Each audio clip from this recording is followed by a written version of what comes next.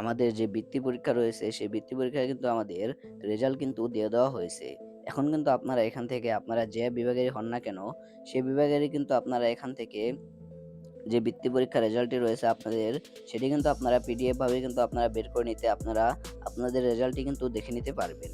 So আপনারা কিভাবে রেজাল্টটি দেখবেন, কোথা থেকে দেখবেন, সম্পূর্ণ প্রসেসে দেখিয়ে দেবো আজকের এই ভিডিওতে।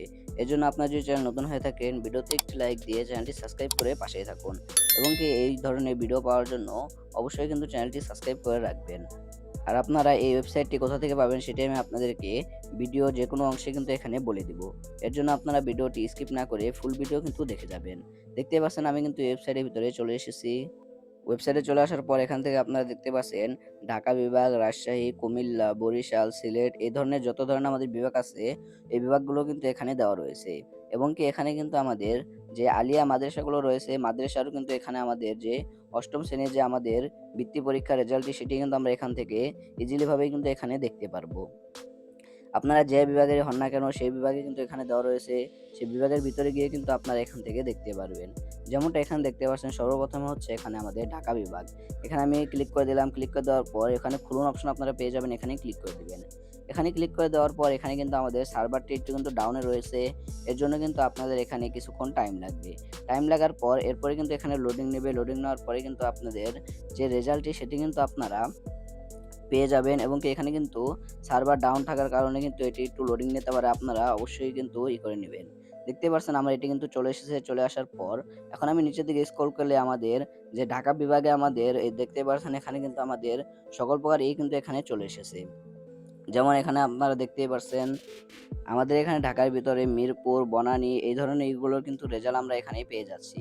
এবং কি এখানে আমাদের স্কুলের নাম এবং কি আমাদের রোল নং সকল প্রকার সহ কিন্তু আমাদের এখানে পিডিএফ করা কিন্তু এখানে আমাদের যে রেজাল্টটি রয়েছে সেই রেজাল্টটি কিন্তু এখানে দিয়ে দেওয়া হয়েছে। আপনারা এটার ভিতরে চলে আসলে কিন্তু আপনারা সকল প্রকার আমাদের বিভাগের ভিতরে যত ধরনের রয়েছে সকল প্রকার কিন্তু আপনারা এখান থেকে পেয়ে যাবেন। এরপরে এখানে আপনারা সকল প্রকার বিভাগও কিন্তু এখানে পেয়ে যাবেন। আমি এখান থেকে আপনাদের মাদ্রাসা যে এটি রয়েছে দাখিল মাদ্রাসা এটির আমি আপনাদের করে দেখিয়ে দিতেছি। দেখতেই পাচ্ছেন এখানে দাখিল মাদ্রাসা কিন্তু এখানে আমাদের নিচে দেওয়া রয়েছে। সিম্পলি আমরা এখানে ক্লিক করে দিলাম। ক্লিক করে দেওয়ার পর দেখতেই পাচ্ছেন সেম অপশন খুলুন অপশন চলে এসেছে। এখানে আপনারা সিম্পলি ক্লিক করে দিবেন। ক্লিক করে দিলে সেই দাখিল মাদ্রাসায় কিন্তু আপনার রেজাল্টটি কিন্তু এখানে পেয়ে যাবেন। এবং কি আপনাদের মাদ্রাসার নাম, রোল নং, আপনাদের নিজের নাম এগুলো সব কিন্তু ওখানে লেখা থাকবে। সকল প্রকার কিন্তু আপনারা এখান থেকে চেক করে কিন্তু আপনারা নিতে পারবেন। এখন আমি আপনাদেরকে দেখিয়ে দিচ্ছি আপনারা এই রেজাল্টটি আপনারা কোথা থেকে বের করবেন। সিম্পলি আপনারা যেকোনো একটি ওয়েবসাইটে চলে আসবেন। চলে আসার পর এই জায়গায় আপনারা সার্চ বারে সার্চ করে দিবেন ঢাকা বোর্ড লিখে। দেখতেই পাচ্ছেন এখানে আমি ঢাকা বোর্ড এখানে আমি লিখে দিলাম। লিখে দেওয়ার পর এরপরে কিন্তু আপনাদের মাঝে এরকম কিন্তু একটি ওয়েবসাইট এখানে চলে আসবে। সর্বপ্রথমে ঢাকা বোর্ড এই ওয়েবসাইটের ভিতরে কিন্তু আপনারা আমাদের যে রেজাল্টটি রয়েছে সেই রেজাল্টটি কিন্তু আপনারা এখান থেকে পেয়ে যাবেন। সো এইভাবেই কিন্তু আপনারা বৃত্তি পরীক্ষার কিন্তু খুব ইজিলি ভাবেই আপনারা যে রেজাল্টটি রয়েছে সেই রেজাল্টটি কিন্তু দেখতে পারবেন। সো এই ধরনের গুরুত্বপূর্ণ ভিডিও পাওয়ার জন্য অবশ্যই কিন্তু চ্যানেলটি সাবস্ক্রাইব করে দিবেন এবং কি ভিডিও কিন্তু বেশি বেশি করে শেয়ার করে দিবেন। তো দেখা হচ্ছে একটা নতুন ভিডিওতে।